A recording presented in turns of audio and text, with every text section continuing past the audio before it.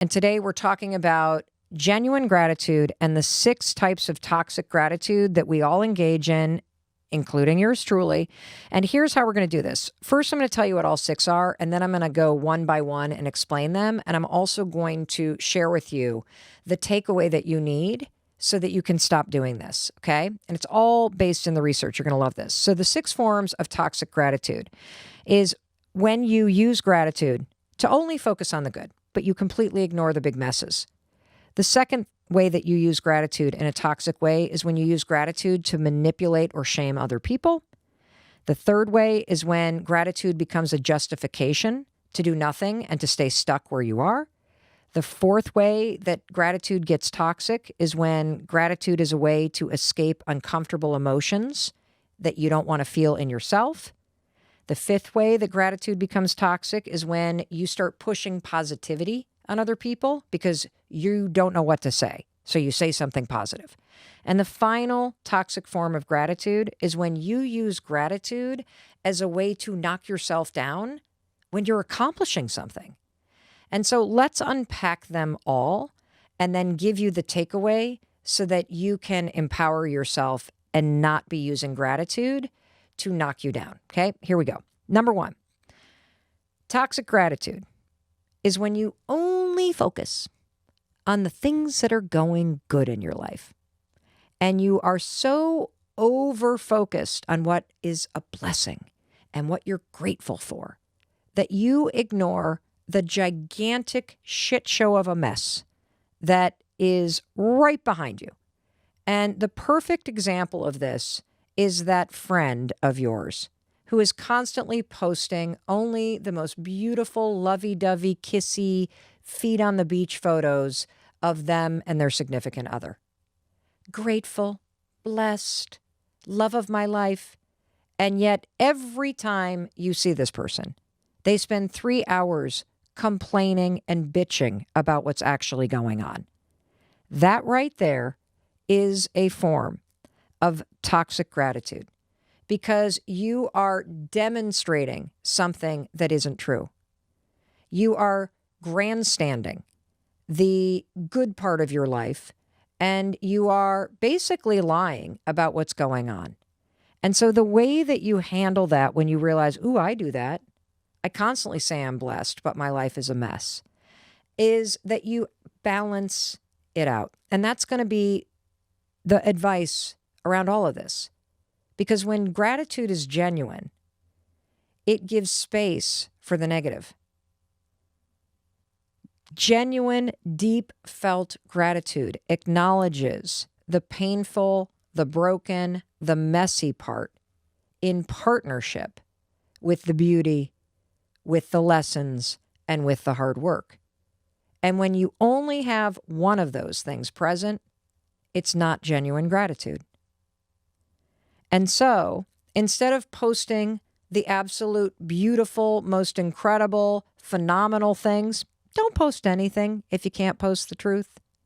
I'm not suggesting you air everything out like dirty laundry on the internet, but you could certainly post photos like love this person because through the ups and downs, we always tend to work through it. And that's the sign of somebody that I want to be with.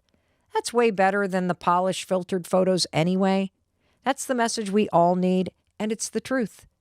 And aren't we all grateful when we see the truth expressed from other people?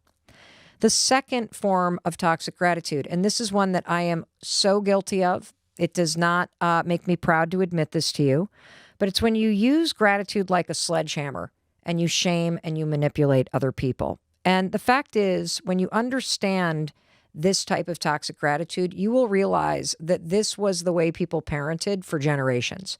And it's the way that I used to parent. And it's something that I'm really working on, which is you basically invalidate people by going, like you cook dinner and you put dinner out for your family and your family, I don't want to eat that. And what do you say? You should be grateful that you have anything on your plate at all. Right? Or the kids lose their soccer match in the semifinals.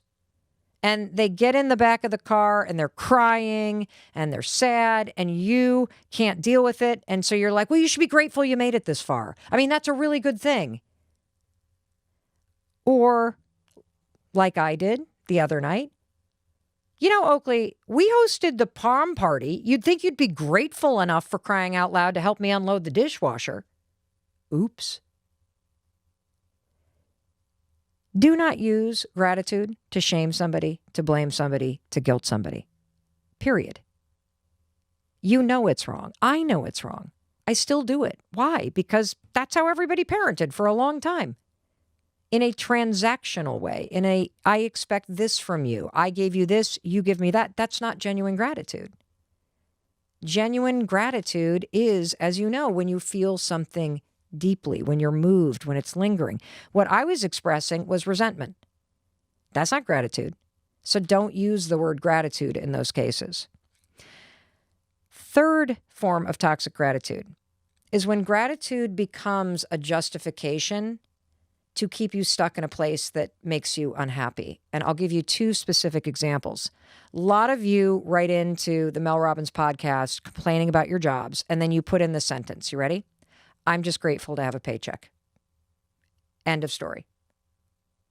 And the reason why this is toxic is because if you hate your job and then you end the sentence with, but I'm grateful to have a paycheck, are you motivated to change your job? Nope. Or how about this example? You're in a relationship, or you can think about a friend who's in a relationship and they are with somebody that is not a match, with somebody that's dragging them down, with somebody that they are complaining about. But what do they say to you? Or what do you say to yourself? Well, I'm grateful I'm not single. I'm grateful that I have somebody. Or, well, at least they're better than so-and-so's, significant other. I'm just grateful I'm not dating a loser like she is. Hold on a second. So you're using gratitude to justify that you're lowering your standards. They may be a nice person, but they're not your person. So here's how you change this, okay? If you find that you're saying, well, I'm just grateful that I have this, I'm just grateful that I have that, but you don't like what you have, you're shaming yourself into staying. So I want you to add in the truth, okay? Here's how this works. I am grateful that I have a paycheck. And I deserve to work somewhere where I feel appreciated. And so I'm going to start looking for a different job. Do you see how different that feels? And one way we might supersize this is, let's just not use the word gratitude or grateful at all. Let's use thankful, because it's more transactional, right? I'm thankful that I met this person and that I was in a relationship with this person. And I deserve to be with somebody who brings out the best in me. And so I'm going to end this. Do you see how different that feels? Two things can be true at the same time. You can be thankful for the paycheck, but you can acknowledge that you deserve more. You can be thankful that somebody was in your life, and you can acknowledge that they're no longer your person. And it doesn't mean they're a bad person, but you deserve somebody else. And somebody else might be the single you. And so you're acknowledging that two things are true at once. And a lot of times with toxic gratitude, you're only looking at one thing. And that brings me to the next one. A lot of us use gratitude as a way to escape uncomfortable emotions that we don't want to talk about or we don't want to feel. I'll give you a quick example. Have you ever noticed that when somebody dies of cancer, or they die after a long struggle, that the phrase that people say about their parents when they die like that is, I'm just grateful they're no longer suffering. Now, here's why this can be problematic. What you're actually feeling are two things, right? Yes, it's true. You're grateful or thankful that they're no longer suffering. And I'm devastated that my father's gone.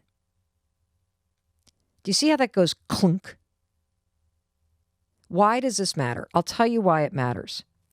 Because it is critical for your mental health that you acknowledge and validate the uncomfortable emotions that you're feeling. It is critical for your resilience that you speak about and that you name and you claim the heartbreak, the pain, the grief that you feel. When we all walk around like, okay, I'm fine. I'm just grateful they're no longer hurting. I'm grateful that we're not fighting anymore and that they asked for the divorce. No, you're not. He just asked for this divorce last night. You've had 14 hours to process this. You're already telling me no, you're not grateful. Knock that shit off. Allow yourself to feel what you need to feel. Don't quickly jump to gratitude right now. You got to talk about all the things that you're feeling. Gratitude may be one sliver of the 76 emotions that you're feeling. And I find this just happened to me a couple weeks ago. Somebody called me just in a complete breakdown and said that her husband had asked for a divorce. And in the telling of the story, every time she got herself worked up around it emotionally, she would quickly grab gratitude. But I'm grateful. And I said, no, you're not. You're not ready to be. You're in the tsunami of emotions. And when somebody grabs gratitude too quickly, I go, oh, you are drowning in the emotions. And this is a way to keep your head above water. And that's okay. But acknowledge that you're doing it. And please also acknowledge the scary things that you're feeling, which this person did. But you got to be careful. Like, I don't think you're ready for gratitude 24 hours after a divorce, a breakup, a death, an accident, any of it. You have to give yourself time to process it. And interestingly, the research shows that the more that you face your negative emotions, the more that you talk about your uncomfortable feelings, the faster they pass. And so by using gratitude or only talking about what you're grateful for as you're just climbing this mountain that's right in front of you, you are missing out on the benefit of talking about the struggle and talking about your fears and talking about the wave of uncomfortable feelings that are rising up. And it's going to make the climb harder the longer you do that. And so how you can do that is, yes, reach for gratitude, but make sure you put your arm around all those awful feelings that you have and you talk to people about them, because that's how you're going to process them. And that is a appropriate and mentally healthy response to the things that are scary in life. Let me stop on that real quick, because I keep thinking about that idea. When you're going through something hard, you are mentally well when you express the uncomfortable emotions. If you're going through something like heartbreak or challenge, or you've just lost your job, yes, it sounds better to go, I hated that job anyway. Thank God. Da, da, da, da, da, da. But we know that you feel ashamed. We know that it's embarrassing to get laid off. I've been laid off a bunch of times. I've been fired once. It's embarrassing, even if you wanted it to happen. There's still a humiliating aspect and a humbling aspect to that. Process it. Otherwise, you're just kind of engaging in toxic gratitude to posture and to try to move through it without facing it. And that's not going to help you. The fifth way that gratitude turns toxic is when you push positivity because you have no idea what to say to somebody. So, for example, if somebody tells you that they have cancer and you immediately go, you're going to beat it, because you don't know what else to say. Or somebody says to you that they just had to declare bankruptcy. Stay positive. You're going to be okay. What the research shows is that when you push positivity, what ends up happening to somebody is they feel like their emotions aren't valid. They feel like you don't get it. How could you know if I'm going to beat this cancer? You're not me. Yeah, maybe a ton of other people have, but I don't know what's going to happen. So the better thing to do is, instead of forcing positivity, it's okay to say, I don't know what to say. What do you need? Or I don't know what to say. Or how about this? That fucking sucks.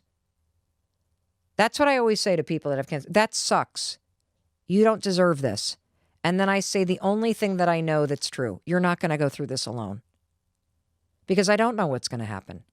And I don't have anything positive to say except for, you didn't deserve this, and you're not going to go through it alone. And I stole that from Adam Grant and Sheryl Sandberg, who wrote Plan B, Option B. I can't remember the name of the book, but we'll link to it. And finally, and this is a big one, please do not use gratitude to take away your accomplishments and the fact that you worked for them, you deserve them. Do you know how many times I hear people say when they get to a big meeting or they get to an event that they deserve to be at, by the way? I'm so grateful that you brought me. Wait a minute, you deserve to be here. This is not a moment for gratitude. You can thank me for inviting you to this thing, but you deserve to be here. That's why you were included. And in fact, you deserve to be there probably when you weren't included. And a final thing is that, this is going to sound really weird, but I'm not grateful for my success. Why? Because I worked my fucking ass off for it. I've slept on couches. I've clawed my way out of bankruptcy. I work weekends and nights, and I've put in the work for over a decade. I'm not going to be grateful for this because it diminishes the responsibility that I took in creating this. Now, I'm profoundly, genuinely grateful that you're here with me. I am profoundly, genuinely grateful for the messages that you send, for the walks that you take with me, for the time that you give me. It just is moving. It's what gets me out of bed. It's what drives my work ethic. But when I think about the things that I've accomplished, I want you to own that. And I want to give you a little inspiration because I keep waiting for somebody to walk into one of these award ceremonies like the Oscars and the Grammys and be like, it's about damn time that you gave me an award. I deserve this. My favorite acceptance talk of all time, speech, was by Snoop Dogg. Hollywood Walk of Fame star, 2018. This is what he said.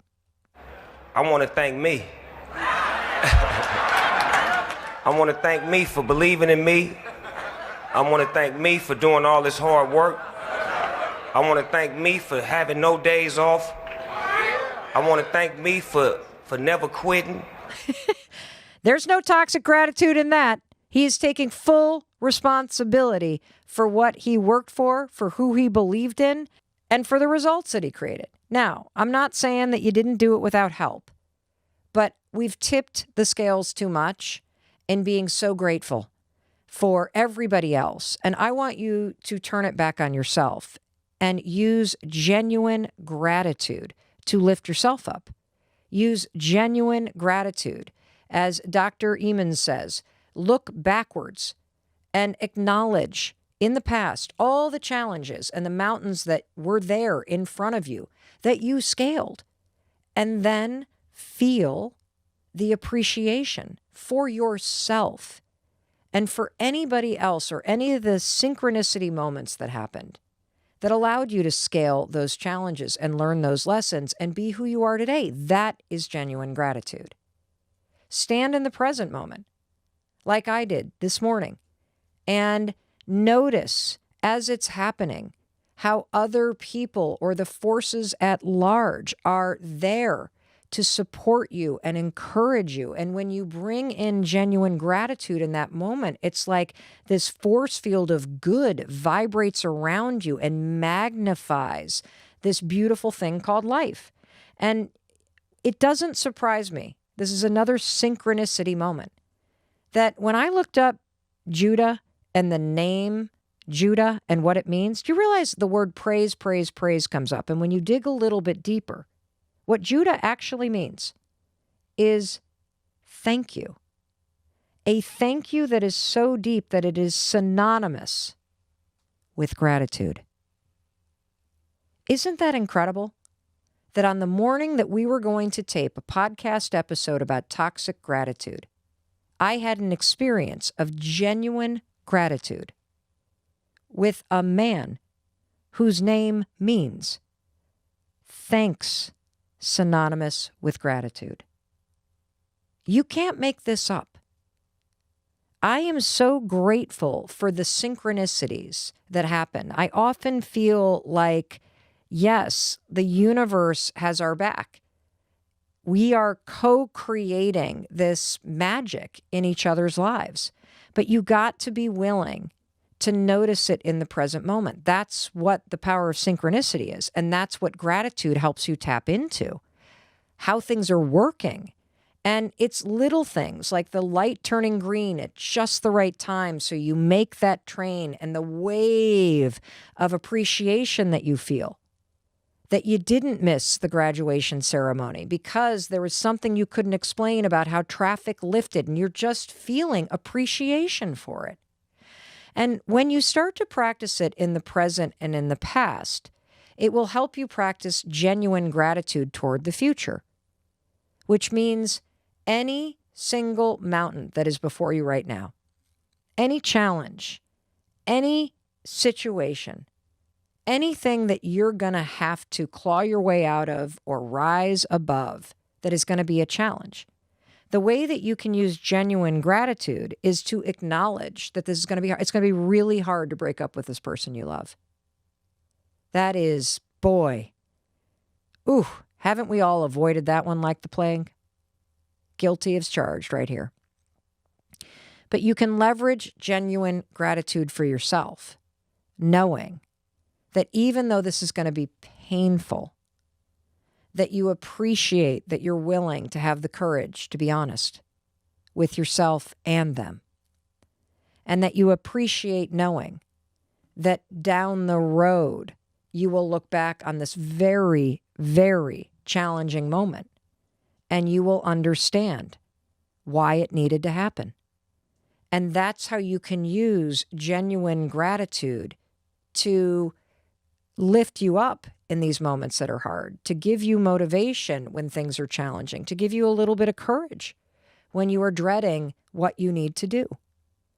And that brings me to the final thing that I wanted to tell you, and that is these 3 takeaways. See, I was so buzzing after my interaction this morning that we actually reached out to Judah and said, I just wanted to check in about that experience because there was something special there. And that's when he shared with us that, one of the reasons why he was grounded is because when Amy walked in, he was writing down what he was grateful for. But it went way beyond that. So I asked Judah, what are the top 3 things that you do in order to cultivate calm, grounding, grateful, positive energy that you displayed this morning? And I know you're going to love what he's here to share with you. Good morning. This is Judah Frank, and I had the pleasure of meeting Amy and Mel this morning for a brief but lovely and chaotic interaction. So the question that you asked me is how I stay grounded in a chaotic environment. And aside from actually physically grounding, like on a beach or on a hike with bare feet, sending the energy through the heels of your feet to the earth, back up through your body, and then neutralizing any negative energy that you might be carrying with you. Aside from that, I just do my best, which is one of the 4 agreements, which I love so much. I do my best to live my life intentionally. And I recently heard that if you have a strong enough why, then you can withstand any how. So for me, my why that gets me through every day with a sunshiny disposition is my music, the sharing of my music and my message with my band Sunshine and the Fox. And our collective why in our group is to be a super force of love. So that was all I was doing today, just doing my job, just being a super force of love. So I hope you guys enjoy your rainbow socks, and thanks so much for reaching out and connecting with me. I hope you guys are having a terrific day. Oh my God. Don't you just feel a swell of lingering positive energy? Judah, thank you. And of course, when I said you are the human version of a ray of sunshine, he just smiled wide and he said, oh, well, that's the name of my band, Sunshine and the Fox. I can't make this stuff up. Check this song out. I am and I can. Well, I am strength, I am roots, I am more than my pursuits. I am balance, harmony, there is that much more to me. I am power, I am love, that's below and so above. I am, and I can. I see the world so differently, found out who I am, deconstructed, cleansed and free. Now I'm my God. I love it. I am strength. You do not want to hear me sing, but I am gratitude. I'm genuine gratitude. That's what we know, right? Because gratitude, genuine gratitude, it is just the intentional attempt to cultivate appreciation, deep appreciation, while acknowledging the reality of what's going on. And toxic gratitude is either escaping the reality or manipulating other people or only focusing on the good thing without acknowledging reality. And that's not what we're doing here. You and me, we're all about the genuine gratitude of feeling that deep appreciation and acknowledging the reality. And the reality is, I deeply appreciate that you chose to listen to this episode with me today. I am deeply, genuinely grateful for you. And that's my why. My why is you. I believe that you have the ability to create a better life. I believe that there is potential that you have not tapped into, potential for happiness, for deeper connection, for more meaning and creativity in your life. And that's why I'm here twice a week, every week, to remind you that I love you and I believe in you. And I believe in your ability to tap into the power of genuine gratitude and to use it to create a better life. All right. I'll talk to you in a few days. There is a topic I so want to unpack with you that we're going to talk about today. What is it? Well, we're going to talk about the difference between genuine gratitude and toxic gratitude. There are 6 forms of toxic gratitude. I engage in all 6 of them. Didn't even realize it.